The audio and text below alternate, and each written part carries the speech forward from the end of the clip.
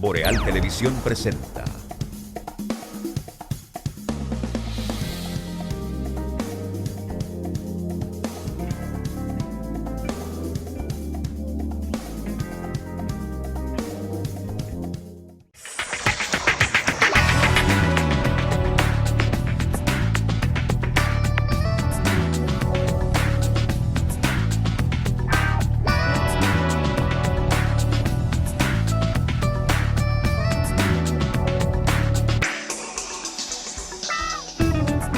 Mis amigos, bienvenidos, buenas noches, gracias que están con nosotros por compartir este ratito de la noche en su programa En Q, que se produce desde el corazón del país, por Boreal Televisión, por conducto de todas nuestras redes y plataformas de comunicación.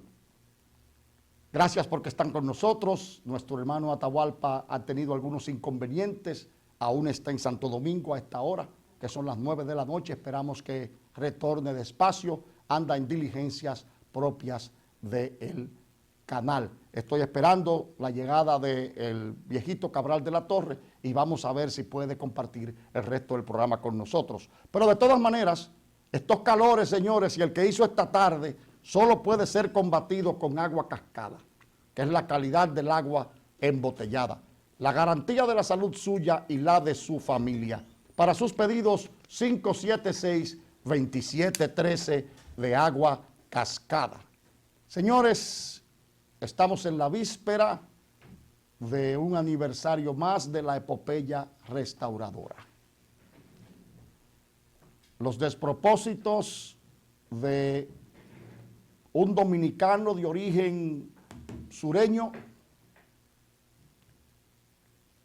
una gran espada libertaria en la época de la separación contra Haití, terminó luego por el influjo de un marquesado de pacotilla, anexándonos a España, bajo el criterio, siempre equivocado, de que España es la madre patria.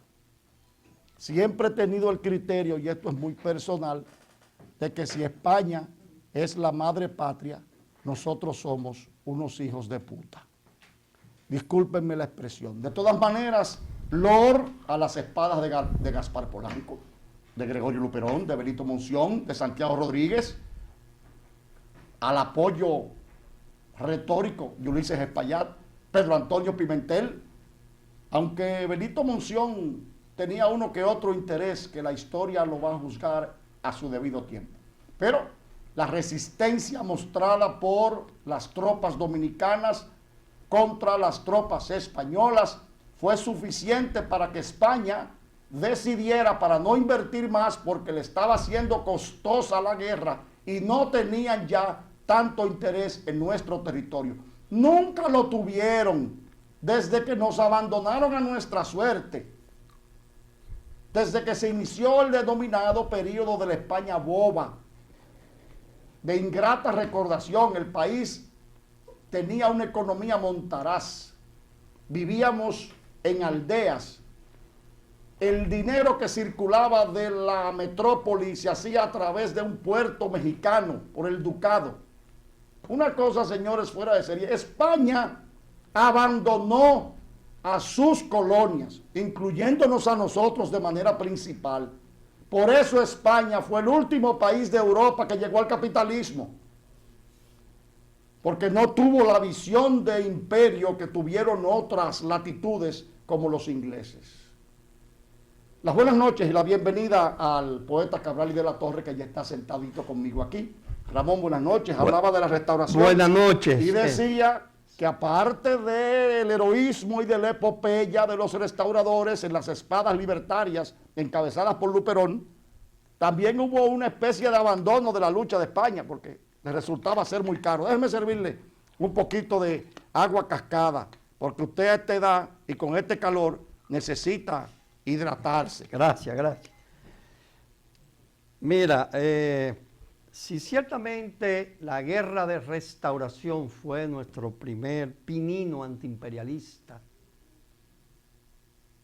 contra la anexión a España por parte de Pedro Santana y demás atláteres y parte de la clase dominante. Si ciertamente combatieron a España y les resultaba muy costoso que ya España nos tenía abandonados desde el siglo XVII, no solo a nosotros, a varias naciones, ahora a México, por ejemplo, y a Perú, no lo quisieron abandonar nunca. Hay una situación de que el pueblo en armas se hizo guerrillero, tropas harapientas, dirigidas por caporales, la mayoría ignorantes, pero con un alto sentido. Pero también, como dijo la Gándara, fue una guerra que tuvo matices raciales. No querían tener, por ejemplo, españoles presos, lo querían pasar por las armas. A Pepillo Salcedo lo fusilaron porque la mayoría eran de color y el único blanco era el señor Pepillo Salcedo, que había nacido en España y vino aquí a la edad de 3 años, y su hermano, alrededor de 9 años, que fue fusilado por los españoles porque se opuso. Adquirieron un sentido de criollismo. Pero, ¿cuál es el legado? Entre otros, la intriga. Tuvieron 6 gobiernos en un año.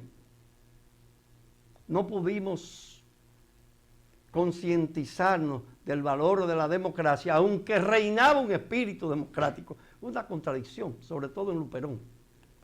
Ramón, la historia nuestra. Quizás sea lo que tú dijiste. Es la reseña de nuestro deforme capitalismo llevaba a todos estos dislastes. Es posible. Y que no se había formado una verdadera conciencia nacional. Al día de hoy estamos en cierre hasta cierto punto, en construcción de ella, porque nunca hemos tenido ese sabor de lo que es la soberanía con toda su amplitud. Pero ¿qué debe reflejarnos esto? ¿Y qué debe también reflexionar? Queremos construir un país que tenga su base en la democracia con todas sus consecuencias, duélale a quien le duela, que haya institucionalidad, que haya respeto a la justicia, que haya un régimen de consecuencias. Ese es el legado que yo creo más importante que podemos pensar en ese movimiento que se llamó la restauración. Bueno, déjame decirte. Restaurar, tenemos que restaurar a la República esta vez, en otra jornada. Déjame decirte, el primer sentimiento de dominicanidad que registra la historia se significó en la guerra restauradora. Recuérdate que cuando la separación de Haití, la mayoría de los prohombres cuyos cuerpos o restos hoy descansan en el Panteón Nacional, no tenían fe en un destino de patria. O sea, ellos pensaban que nosotros no éramos capaces de valernos por nosotros mismos. Un grupo apoyando a España y el otro apoyando a Francia, hasta el extremo de que se planteó con Saint-Denis, el cónsul francés, la cesión de la bahía de Samaná, buscando el protectorado francés. Y está Segovia, la matrícula. La matrícula de Segovia, que es otra vergüenza histórica. De todas maneras, a excepción de Juan Pablo Duarte, que fueron quien luego atrajo hacia ese sentimiento a los otros padres de la patria, por excepción de ese hombre impoluto, ningún otro dominicano de los que tenían influencia política en ese momento para atraer a las masas, tenían fe en que el destino de República Dominicana podría recogerse solo. Ahora, la dominicanidad se acentuó, se acendró en la época restauradora, porque ya habíamos decidido que nosotros, con nuestras particularidades, con nuestra cultura, éramos capaces de restaurar el sentimiento dominicano. Pero qué bueno, Lord en la historia, otro día mañana, ¿verdad? Que resulta que no es un día festivo, se había conversado que era el lunes, luego fue eso aclarado por el Ministerio de Trabajo. De todas maneras, y en otra noticia, Ramón, el Ministerio Público, la Procuraduría General de la República, decidió arrestar a la exfiscal Carmen Lisset Núñez Peña, ¿verdad? Y también incluyó en la acción al mayor de la policía, Víctor Ignacio Encarnación Cuevas, al capitán Juan de Dios Heredia Martínez y a los cabos de la policía y de la Fuerza Aérea Dominicana, Adam Mauricio Rodríguez Pichardo y Juan Antonio Arias Peguero, respectivamente. Tú sabes que hay una persona que está prófuga, que es cuyo nombre es Carlos Daniel Esteves, mejor conocido por el mote de Mendañito, quien fue supuestamente el que coordinó la trama para sembrar drogas de manera ilegal en la barbería de Villa Vázquez. Bueno, el Ministerio Público, las medidas de coerción se hacen en materia de reserva, hay una confidencialidad y no se permite la presencia del público. Pero sería bueno que el Ministerio Público esclareciera las causas o los principios de la acusación que viene, porque se ha comentado en la prensa, y digo esto, Ramón, y perdón, por la nombradilla o lo que pueda quedar o para salvaguardar la reputación de los imputados, si es que hay que hacerlo.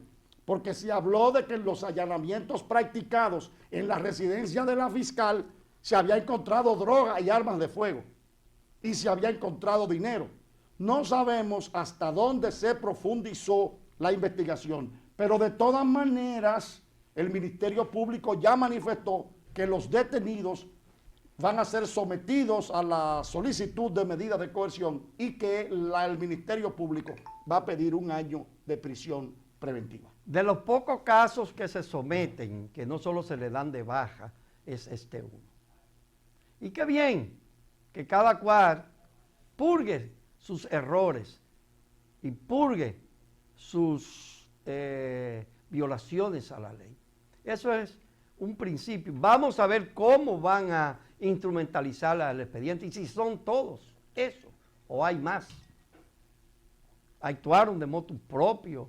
Bueno, todo eso queda pendiente y se abre una gran pregunta que el Ministerio Público en su fase de investigación debiera, y se sobreentiende, lo tenga en consideración. Pero, repito, es importante que ya no solamente se dé de baja a los miembros de los institutos castrenses o de la Policía Nacional, que antes pues se iban para la calle, cometían cualquier cosa de esa en contra de la ley y nada, se quedaba ahí. Por lo menos aquí se está sentando un precedente. Pero ojalá que este precedente, Ramón, no se constituya en un hecho disruptivo. Es decir, que interrumpa lo que debe ser una investigación de mayor alcance. Es un hecho aislado la vinculación del Ministerio Público con miembros de la Dirección Nacional de Drogas en la siembra de estupefacientes. No. Las quejas de los que han sido imputados, que nunca han sido investigadas, son severas y constantes. Hay que investigar si este hecho se trató de un acto aislado, que creo que no,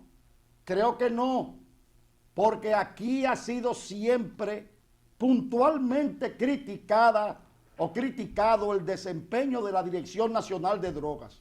Es más, le decía a Atahualpa aquí, hace unos días en este mismo programa, que nadie se dio cuenta del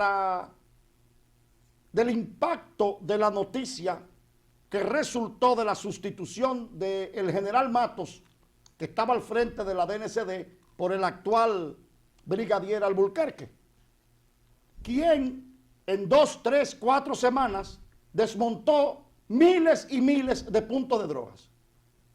Entonces, o el que estaba anterior no estaba haciendo su trabajo e incurrió en un hecho de prevaricación grave, o en realidad se trató de aparentar una nueva política de combate a las drogas y se quiso decir que hemos desmontado miles de puntos de drogas, pero si lo desmontaron en tan poco tiempo, quiere decir que el organismo los conocía, Ramón. Y entonces, pero en este país, los sustratos de las noticias, que son los más importantes, nunca se elucidan. La prensa solo reseña lo que le conviene. ¿Qué cosa? que a propósito de prensa, Ramón, ¿tú has vuelto a oír que se ha muerto algún otro extranjero en un hotel después que Danilo dijo que no iba? Esta mañana comentaba que en Europa está el rumor creciendo por parte de hoteleros y periodistas especializados, oigan bien, que firmas británicas enviaban turistas, sobre todo del paquete, a hoteles de España y Latinoamérica, con la finalidad de decir que lo habían agredido, que le dieron bebida, que se intoxicaron, para hacer posteriormente, en combinación con ellos, porque le pagaban todo, en ese turismo de paquete, una demanda. Y el Ministerio de Turismo de República Dominicana, las asociaciones de hoteleros deben darle seguimiento a esas investigaciones que están en curso en España y que se van a trasladar a América Latina para indagar a fondo que abogados de firmas británicas crearon estos escarceos. Acompañados de agentes de la maledicencia pública de México, acompañados de agentes de Puerto Rico y acompañados de agentes de otros destinos que se sumaron. Ahora, aquí por la ambición política del momento, los líderes políticos permitieron que eso se reseñara para proyectar un esquema de desorden en el país, de delincuencia radical, y sumarlo en ese momento también para decirle a los cuatro vientos, como contactaron aquí líderes políticos que hoy pretenden volver a la presidencia de la República, a las agencias internacionales, para decirle que en el país había una dictadura y que habían ocupado el Congreso, cuando todo el mundo sabe que fue un incidente de tipo territorial y aislado, producto del escarceo que se produjo dentro de las cámaras legislativas y de un llamado que se originó dentro de las propias direcciones de ambas cámaras. Pero no, aquí en ese momento se buscó la manera de que esa noticia se proyectara no como lo que resultó ser un grave daño al turismo, sino como una expresión del desorden del país. Vivimos en una dictadura. Aquí lo que hay, porque en ese momento había que agraviar un gobierno. Y la ambición política no se dio cuenta de que eso nos estaba haciendo daño y que fue utilizado por agencias extranjeras para hacernos daño. Mira, el Majestic Resorts de Punta Cana cerró. ¿Por qué? Hasta noviembre, las cancelaciones. Y así han habido cancelaciones masivas. Hemos tenido un efecto terrible. Ahora, ¿tú has visto al Ministerio de Turismo dando respuesta a la campaña? ¿O ya cesó porque Danilo dijo que no iba? Desde un principio aquí hemos dicho, ¿por qué el Ministerio de Turismo no hace campañas internacionales para contrarrestar toda esa mentira de inseguridad al turista, de que le estaban dando comidas pasadas? Creo que todavía, porque ha descendido el turismo, ha descendido, no sé en qué porcentaje, pero ha descendido.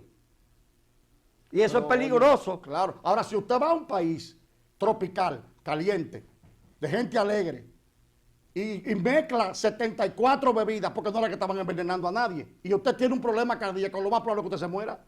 Se muere feliz, pero, óyeme, aprovecharon el momento, en términos políticos, que también lo censuro ahora, aprovecho esta oportunidad. Y también promovieron eso junto con que el país había una dictadura, sin importarle a esos ambiciosos, que era el país el que estaba sufriendo. Nos vamos a una pausa. Vamos a una pausa. Venimos ahora.